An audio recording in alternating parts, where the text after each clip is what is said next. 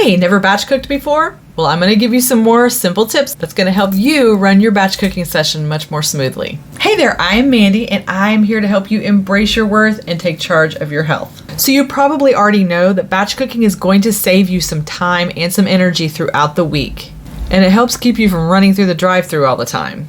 So blocking your time and committing to the process is super important for your batch cooking success. So the first thing you want to do is just choose a day. Choose the best day for you that's going to work for your batch cooking.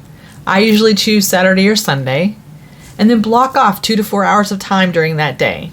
And then if you're going to use your crock pot, go ahead and block off another 30 minutes in the evening so that you can shred and package and freeze the food that you have cooked in the crock pot.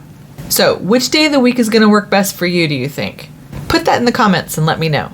And then get that day and time on your calendar right now. So what is the best environment to work in? Well, obviously a clean space, a decluttered space is so much better. It's so much less chaotic, and it'll be a lot more enticing for you, a lot more calming for you to be able to do your batch cooking in a clean space. Set yourself up for success by cleaning off the counters, cleaning off the cabinet, washing up all the dishes that you're going to need, all the different things that items you're going to need to actually use for your batch cooking. Make sure that stuff is already washed up and ready to go before that day. Make sure your crock pot, your baking sheet, your mixing bowl, your utensils that you're going to need, all of those things are all washed and ready to go so that you can have a smooth batch cooking session. You're also going to want any freezer bags that you're going to use to freeze any of your food, or freezer containers, glass containers or plastic containers that you choose to use. Make sure that those are washed and ready to go so that you won't be fumbling around having to wash things while you're batch cooking.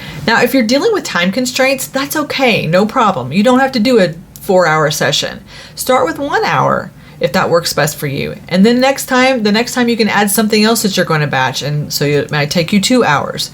But just build up from there. Start somewhere so that you can get some momentum going and then realize that this is doable. You can do this, and it is going to be much more beneficial for you and your family to be eating food from home that you have control of and have control of what ingredients goes into, instead of driving through the drive-thru and getting a bunch of processed foods that's just going to make you feel icky and puffy and grouchy. So another way to keep it simple is to recruit your family members to help you or friends to help you. Getting the people that you live with on board as to what you're doing and why is super important for success. If you'd like more tips on how to optimize your batch cooking session, check out this video. If you want to just jump right straight into what I batch cook, specifically what I batch cook and how I do it, jump to this video. I'll see you there.